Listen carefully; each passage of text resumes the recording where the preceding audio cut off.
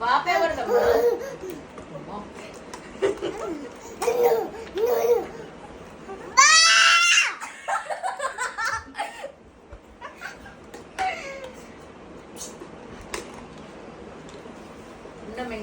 చేస్తున్నావు దాన్ని.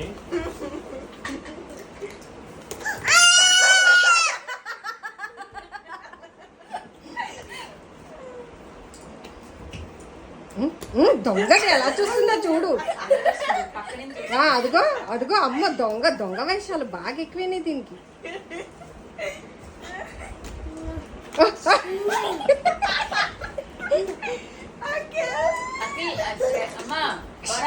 అమ్మో అమ్మో అమ్మో రాక్షసి రాక్షసి రాక్షసి రాక్షసి అమ్మో